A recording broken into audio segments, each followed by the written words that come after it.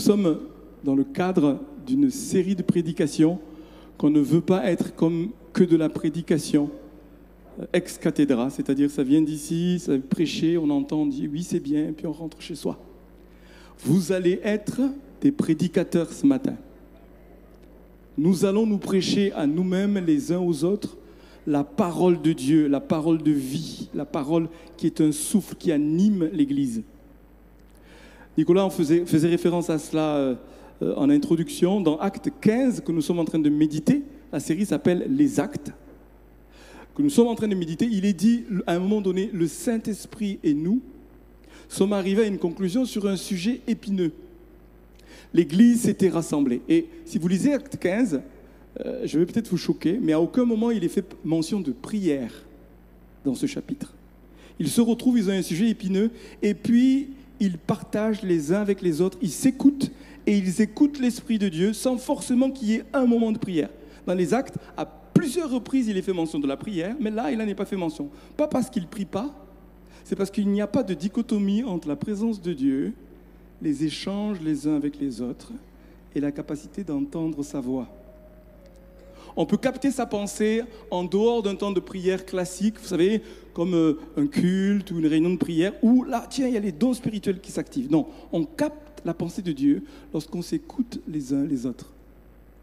On est capable de dire, Seigneur, tu es là au milieu de nous, et il est là. On l'a invoqué, on l'a adoré, il est là. Ce qu'on va étudier tout au long de ce livre, qu'on a commencé déjà depuis janvier, mais vous allez voir, le Saint-Esprit va vouloir sortir de là où on l'a... 1, 2. Confiné. Ça va être un culte ou une saison de déconfinement du Saint-Esprit. Il va sortir de là où on l'a placé et puis on va l'accueillir dans ce temps de partage déjà. Je vais introduire, vous allez voir, il va y avoir des points de suspension. On va prendre la Sainte Seine.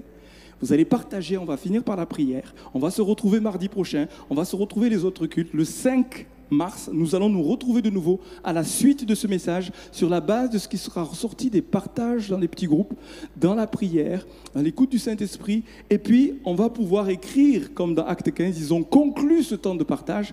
Le Saint-Esprit et nous arrivons à telle conclusion, à telle décision, qui vont amener des changements dans la vie de l'Église. On ne veut pas du changement pour du changement, mais on veut capter la pensée de l'Esprit et puis ce qu'il nous demande de faire ensemble dans cette saison, en tant que corps, en tant que communauté. Et je suis très enthousiaste de ça parce que ça oblige de sortir de nos schémas temporels, de nos schémas habituels, et puis laisser le Saint-Esprit nous conduire. Ce que j'aime beaucoup dans le livre des Actes, et j'espère que je vais réussir à transcrire ce qu'il y a dans mon esprit. En fait, Luc, qui est l'auteur à la fois de l'évangile de Luc et à la fois des Actes, écrit un tome 1 et à la fin, vous savez, il y a du suspense. J'aime beaucoup les livres qui se finissent avec du suspense. Il dit, attendez. Au moment où Jésus monte, il dit, attendez ce que le Père a promis. Il ne dit même pas ce que le Père a promis dans Luc. Et puis il commence les Actes et c'est le même auteur avec la même intention dans Luc comme dans Actes. Ce qu'il est en train de vouloir démontrer, c'est que ce que Jésus a demandé dans les Actes, dans l'Évangile, les disciples l'ont accompli dans les Actes. C'est l'intention de Luc.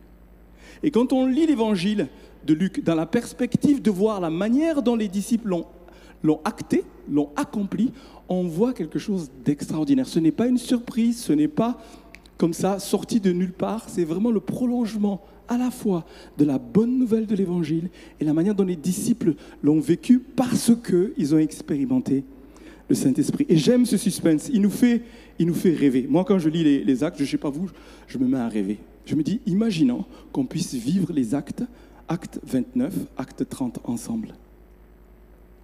Bon, pour ceux qui ne le savent pas, il n'y a que 28 chapitres dans Actes. Donc il y a une suite parce que nous suivons le même chemin que les disciples quand ils ont appliqué l'Évangile en actes. Et nous voulons le faire. Et c'est l'invitation du Seigneur. Nous avons des objectifs dans cette série d'expérimenter le Saint-Esprit. Et je sais qu'il est à l'œuvre au milieu de nous. J'ai loupé quelques semaines, mais je savais que le Saint-Esprit était à l'œuvre. Et même mardi dernier, je vous le dis, on était une trentaine dans cette salle là-bas, il y avait le feu. Qui c'est qui peut témoigner qu'il y avait le feu dans cette réunion-là? Le Saint-Esprit est là, et il y a le feu, et son feu est là et nous anime.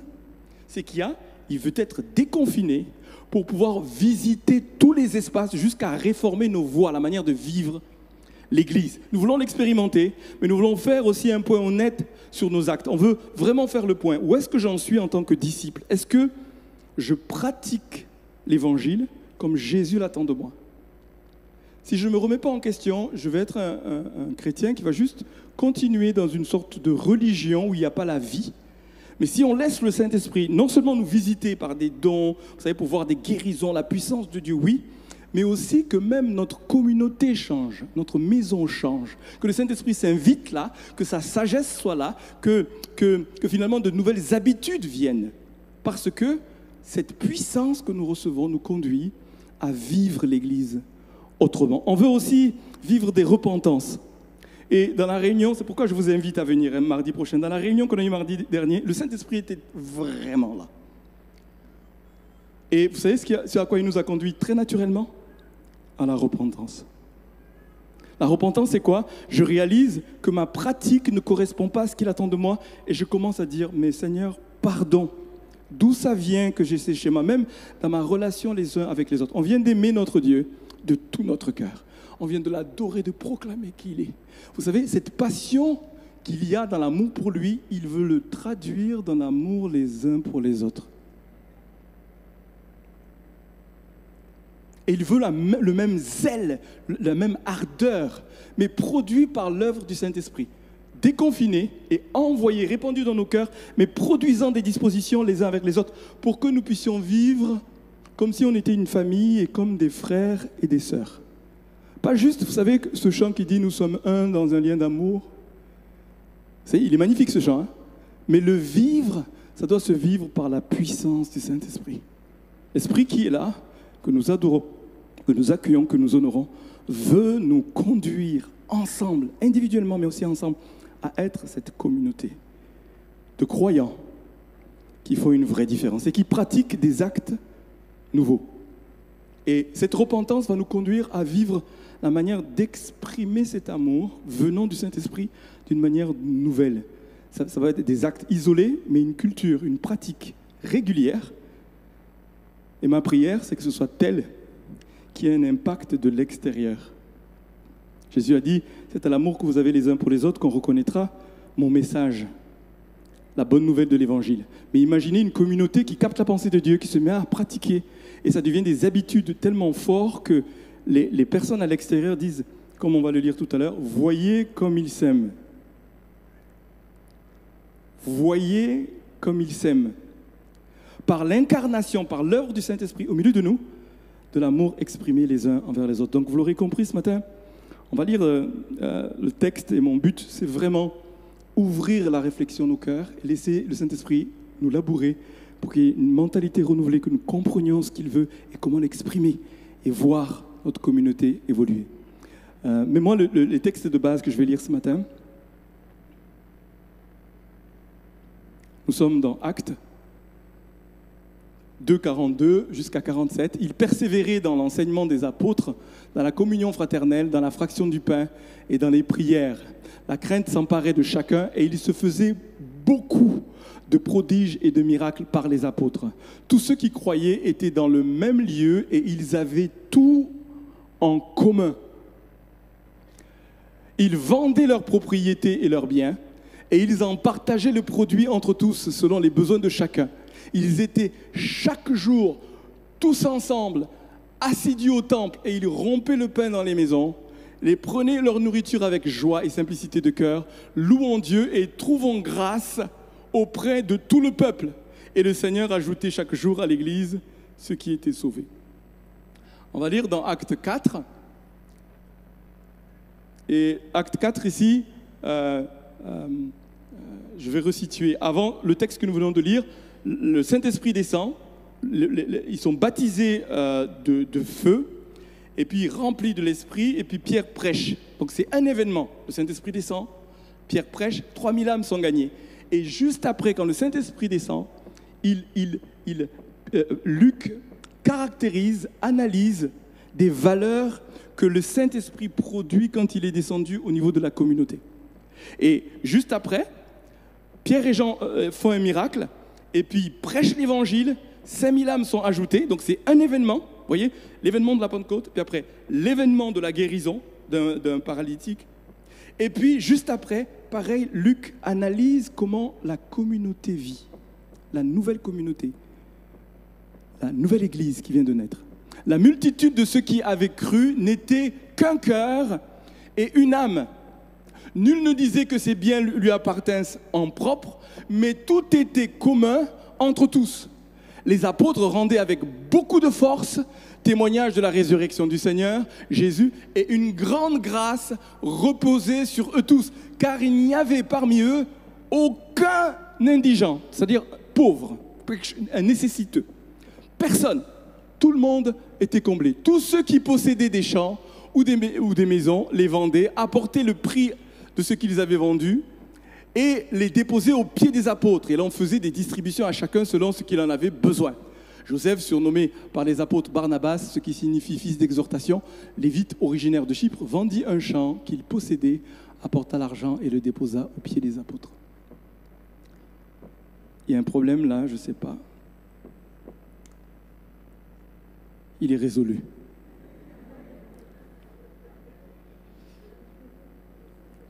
Vous savez, c'est ce qui se passe dans la communauté qui vient de naître. Il rencontre un problème, il cherche, et puis il donne une réponse pour garder l'unité. Lisez les actes, il y a des problèmes. Ça nous fait rêver, mais ce n'est pas qu'il n'y a pas de problème.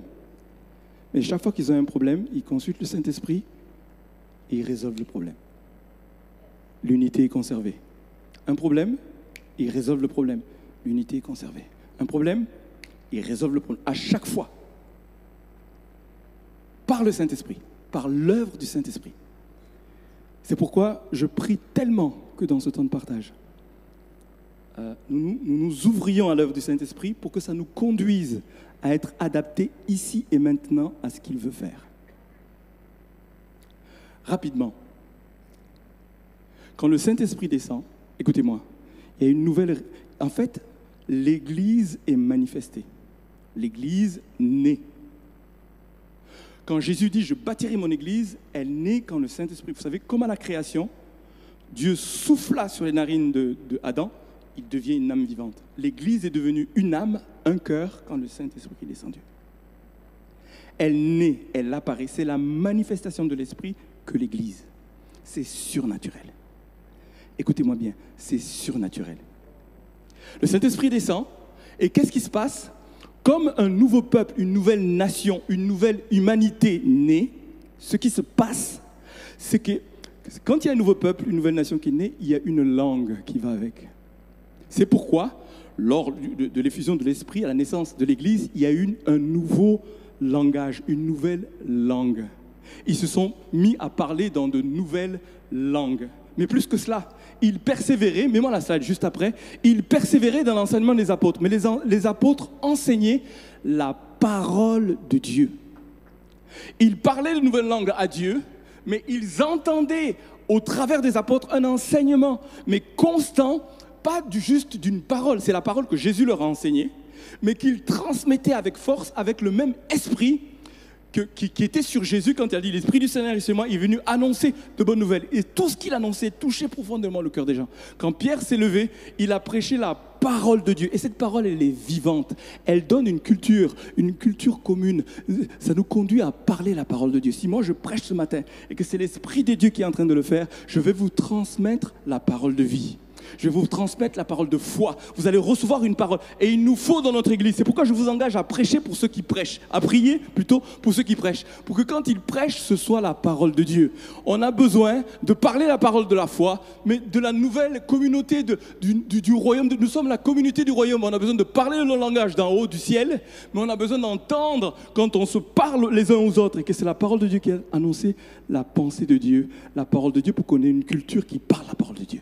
La deuxième chose, vous savez ce qu'ils font ? Ils persévèrent, c'est ce que nous dit Luc, dans la communion fraternelle. Une autre version dit, ils vivaient comme des frères et des sœurs. tous les jours ensemble, ils mangeaient dans la simplicité de cœur, ils priaient, ils étaient ensemble. C'était une famille avec un même Père.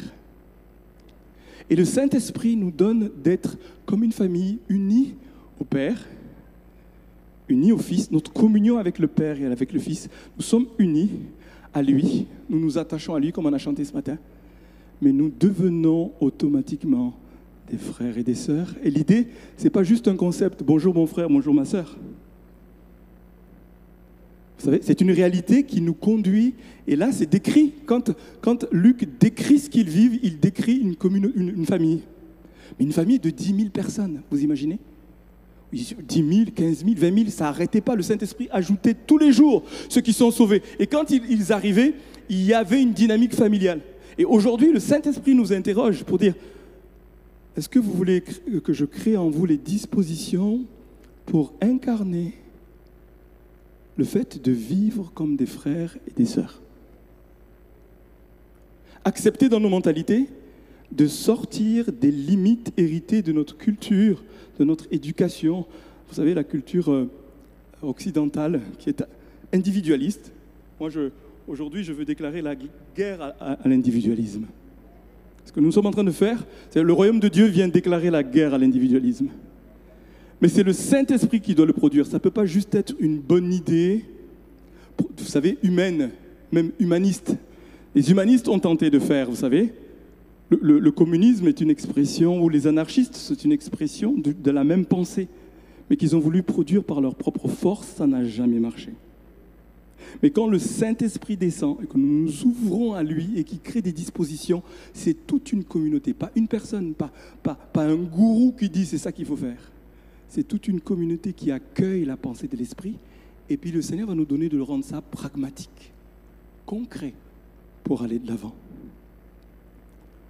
Un nouveau langage, un nouveau peuple, et puis une nouvelle nourriture. Il rompait le pain. Est-ce que vous savez, on va prendre la Sainte Seine tout à l'heure, est-ce que vous savez que la Sainte Seine est une nourriture qui est spirituelle? Quand on prend le pain, quand on prend le vin, dans le cadre d'un repas, d'une vraie communion, d'une communauté, d'une famille qui est ensemble. Dans ce contexte, c'est le père de famille qui vient, qui dit une bénédiction, comme Jésus a fait, parce que ce n'est pas Jésus qui a institué la Pâque. Vous voyez, la Pâque existait avant, mais lui, il est venu ajouter une dimension en disant « ceci est mon corps, ceci est mon sang ». Et il dit « ceci est vraiment une nourriture, hein, mon pain, mon corps est vraiment une nourriture, ce vin, mon sang est vraiment un breuvage ». Il goûte à une énergie, à une nourriture qui vient d'en haut.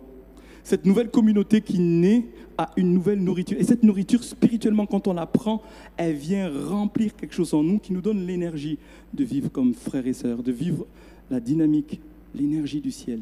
Quelque chose qui vient d'en haut et qui fait qu'il se partage. Le symbole de la Sainte Seine, c'est vraiment ça. C'est un seul corps qui est fractionné. Mais quand on le prend ensemble, on reforme le corps. Il y a un mystère dans la Sainte Seine et il le faisait régulièrement. Moi, je crois que dans cette période, nous allons redécouvrir la puissance de la Sainte Seine, de la fraction du pain, d'être ensemble, de le partager, puis de se communiquer la puissance de la vie qu'il y a dans la résurrection de Jésus. Que nous prenons quand nous nous souvenons de ce qu'il a fait, de sa mort, de sa résurrection. Nous sommes un corps qui se reconstitue au travers de ses membres et nous déclarons qui il est. Et puis, il y a une nouvelle source d'énergie. Moi, en ce moment, je suis renouvelé dans ma vie de prière parce que je prends conscience qu'il persévérait dans les prières. Et la prière, c'est le moyen de faire en sorte que l'Esprit de Dieu qui nous a été donné soit activé, puisse faire son œuvre au milieu de nous. Quand un peuple se met à prier, pas pour demander une chose, une bénédiction, mais on se tient devant lui par les prières, toutes sortes de prières avec persévérance, eh bien, ça permet à la personne du Saint-Esprit, à l'œuvre du Saint-Esprit, de faire exactement sa volonté, d'être libéré dans son action. Parce qu'on se tient devant lui et qu'on persévère, on va voir cette communauté vivre avec l'énergie du ciel. On va voir cette communauté trouver les voies que Dieu lui montre, rentrer dedans, avoir la force, la capacité de l'appliquer, de payer un prix, d'être en sacrifice inspiré de Dieu, de donner, mais de donner avec un cœur qui est libéré. Alléluia. Alléluia. Alléluia. Un tel peuple, vous savez, l'Esprit de Dieu, c'est le cœur d'un tel peuple. Et moi je dis, cette église-là est belle. Le peuple le peuple d'Israël, donc qui n'était pas converti, contemplait ce peuple, il dit, c'est beau. Et ma prière, c'est que nous soyons en spectacle à ce monde, qui puisse dire, c'est beau, pas par ce qu'on va prêcher, mais par ce qu'on va incarner et vivre. Vous voyez l'enjeu dans lequel on est? Incarner et vivre, et on va le partager vraiment ensemble. Et je voudrais qu'il y ait une sorte de patriotisme qui grandisse en nous. Un patriotisme de faire partie d'un tel peuple, du royaume de Dieu. En fait, c'est d'en haut. Ce dont je vous parle, c'est vraiment d'en haut. Je vais accélérer ici, mais je voudrais tellement me poser, juste vous dire, soyons fiers de faire partie de ce peuple. Ce que le Saint-Esprit veut faire, soyons fiers de faire partie d'un peuple qui démontre pour le monde quelque chose qui est surnaturel, qui descend d'en haut. Ça descend d'en haut.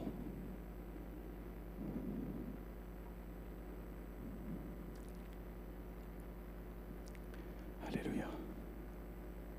Saint-Esprit, merci d'ouvrir nos yeux pour voir ton Église comme l'incarnation, manifestation de ton esprit, de ce peuple qui vit et qui pratique le royaume de Dieu.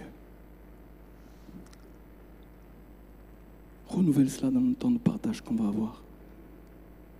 Au nom de Jésus-Christ. Je veux m'opposer à toute résistance, tout schéma, toute forteresse, toute hauteur qui s'élève contre cette connaissance de la pensée, de la volonté de Dieu. Amen. Rapidement, avant qu'on y vienne, à ce temps de Sainte Seine, mets-moi la slide suivante. Je voudrais dire qu'il y a un nouveau langage, un nouveau peuple, il y a une nouvelle source d'énergie, il y a une dynamique ici, mais il y a aussi une nouvelle économie.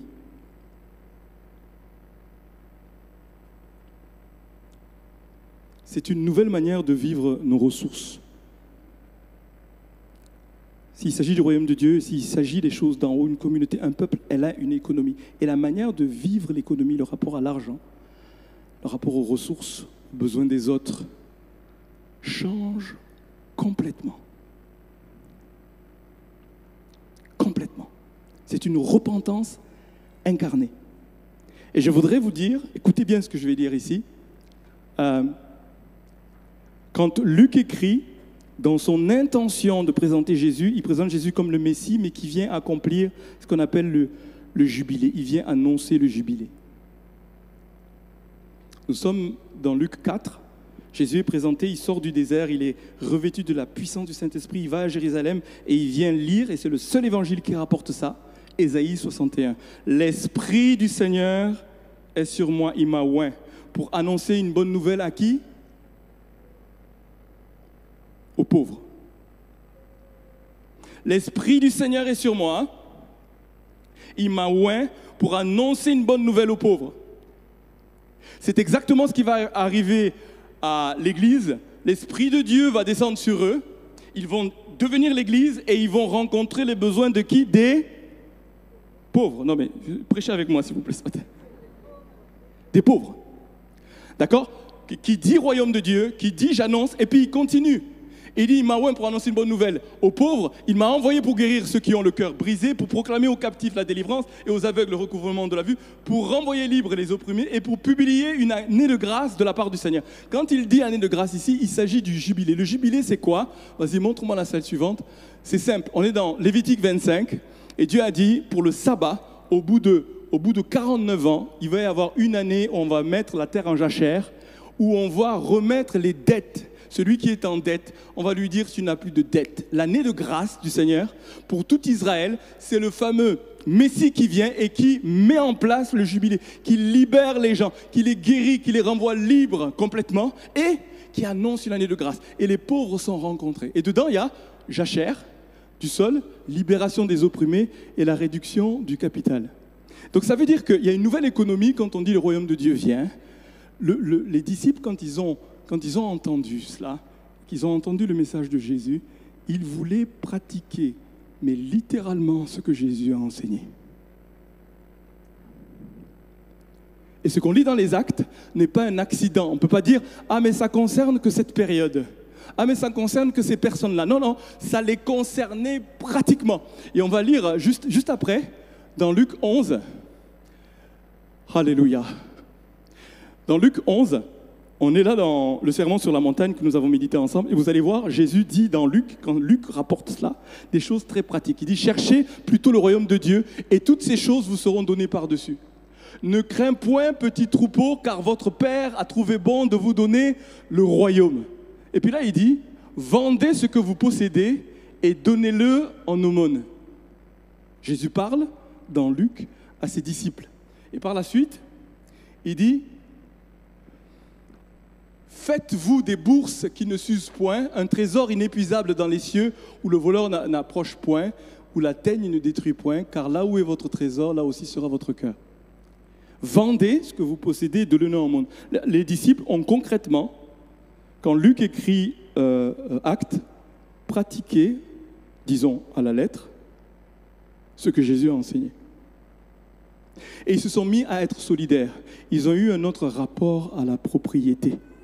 Ça a conduit à quelque chose de révolutionnaire. Et ils l'ont fait avec un cœur libre, avec un cœur libéré par l'œuvre du Saint-Esprit. Avec une œuvre, une disposition produite par lui. Ma prière, c'est qu'on ne soit pas juste des chrétiens qui louent Dieu avec passion, et c'est tellement important, mais que cette passion se traduise et qu'on trouve un chemin et une sagesse de Dieu. Pour que ce soit concret. Vous savez, et ici, il s'agit vraiment de rencontrer et de démontrer l'amour de Dieu, qui n'est pas une question d'égalité ici, c'est basé sur les besoins légitimes. Bon, ma prière, c'est qu'au milieu de nous, il n'y ait pas des gens dans le besoin au niveau du nécessaire et qu'on ne passe pas à côté.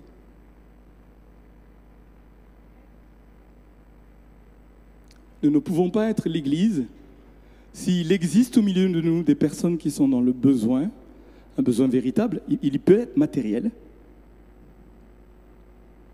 Et moi, je crois que ça existe et que le Seigneur veut nous conduire à réfléchir à comment identifier, accueillir, rencontrer et puis répondre aux besoins légitimes. Mais le faire parce que nos cœurs sont bougés par l'Esprit de Dieu. Nous ne pouvons pas être le peuple du royaume si nous ne venons pas rencontrer le pauvre. Il est dit dans ce texte, il n'y avait aucun pauvre parmi eux. Et c'est parce qu'il n'y avait pas de pauvres que la puissance de Dieu se manifestait parmi eux.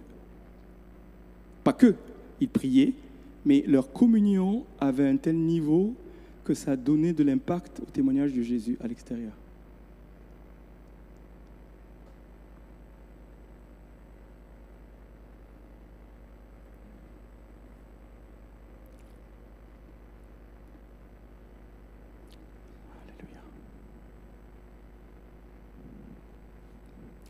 Je finis et puis je vais donner l'occasion à ma fille de rendre un témoignage avant qu'on prenne la Sainte Seine. Je vais lui demander de s'approcher. Nous avons vécu dans notre église plusieurs expériences de colocation de croyants. Il y a eu une colocation de filles pendant 2-3 ans, je crois, au milieu de nous, et une colocation de gars. C'est des jeunes qui vivent ensemble, qui vivent quelque chose ensemble, qui se rassemblent. Je voudrais dire que j'ai eu beaucoup de témoignages que dans ces colocations, il y avait une œuvre particulière du Saint-Esprit. Est-ce que des jeunes peuvent lever la main et témoigner que c'est le cas? Est-ce qu'il y a des jeunes qui peuvent témoigner de ça en levant la main? J'ai vu Benjamin lever la main, mais il était concerné comme colocation. Mais je voudrais dire que quand des croyants se rassemblent et décident de vivre ensemble, de mettre des choses en commun, il y a une grâce particulière qui vient. Il y a une effusion particulière du Saint-Esprit. L'année prochaine, il va y avoir plusieurs colocations parce que nous accueillons des étudiants qui vont venir étudier parmi nous au travers de cette école qui s'appelle Propulse. Bon, on vous en parlera plus longtemps. Et je crois qu'il va y avoir une bénédiction. Et je crois même que le Seigneur va inspirer au milieu de nous des initiatives de maisons communautaires. Moi, je le crois, comme incarnation, que l'Église doit se vivre autrement que dans l'individualisme de chacun dans sa maison. on a à partager. Il y a quelque chose que le Saint-Esprit est en train d'amorcer comme approche pour vivre et incarner l'Évangile. On est parti visiter à Bristol des maisons communautaires. Ça fait des années que moi je porte cela. Et on aura l'occasion d'en reparler dans cette saison. Je crois que le Saint-Esprit le fait. Et on veut accompagner, prier et aller plus loin avec ça. Je place à ma fille. Je vous invite à l'encourager, s'il vous plaît.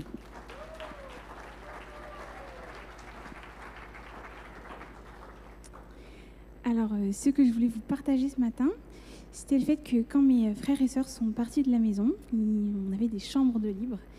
Et on a fait le choix en famille d'accueillir des gens pendant... En général, c'était la période d'1 année. Et il y a eu un accueil qui, moi, m'a particulièrement marquée. C'était une femme d'une 30aine d'années qu'on a accueillie pendant 1 an. Et on a vraiment tissé des liens qui étaient profonds, je pense, parce qu'elle vivait une période qui n'était pas facile. Et même moi, dans mon adolescence, j'ai aimé prendre soin et tisser cette relation avec une jeune femme. Et l'exemple dont il m'a demandé de parler, c'était la fois où c'est le jour de Noël. Et on n'est pas très organisé en termes de cadeaux. C'est-à-dire que le 24, on n'avait pas fait de cadeaux. Et donc, il faut qu'on se dépêche pour aller faire les courses de Noël en famille. Et puis, voilà qu'on est 5 et que la voiture est à 5 places. Et donc, elle ne peut pas venir avec nous. Et au moment de partir, et je me rends compte que cette dame ne pourra pas venir faire les cadeaux avec nous et partager ce moment-là, alors qu'elle sera avec nous le soir de Noël, je m'effondre. Je pleure vraiment, je ne comprends pas pourquoi je pleure autant, mais j'ai une tristesse qui vient en moi, j'ai l'impression que c'est un abandon, quoi. J'ai envie de la prendre, elle est tellement pour moi dans mon cœur, que je me dis, elle ne peut pas rater ce moment-là. Et tout le monde est surpris, parce que je l'aime beaucoup, mais cette tristesse, je pense qu'elle vient d'ailleurs, en fait, que j'ai eu une compassion qui pour moi était plus grande que simplement émotionnelle ou juste de comment je l'aimais. Je crois qu'il y avait quelque chose de surnaturel dans le fait que j'ai une compassion pour elle qui était au-delà de ce que moi je pouvais donner en tant qu'enfant. J'étais encore jeune. Et voilà. Donc c'était ouais, le fait d'accueillir et d'aimer, mais plus fort que ce que je pense que j'aurais pu en tant qu'humain.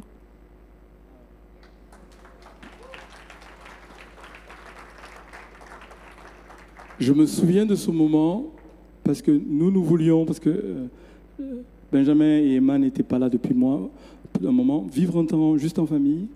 Et elle dit la famille, c'est elle aussi. Et ça nous surprend dans le sens où la famille, c'est elle aussi. Et elle pleure et dit, je ne veux pas qu'on y aille sans elle. On a rebroussé chemin. Et je crois que le Saint-Esprit veut nous conduire, veut vous conduire à des moments dans votre histoire, à élargir vos cœurs pour que votre famille s'élargisse à d'autres personnes. Quand bien même il y a des limites de 5, on a trouvé des solutions pour accueillir cette fille dans notre famille. Mais pendant des mois, mais dans ce moment particulier de Noël qui était tellement important.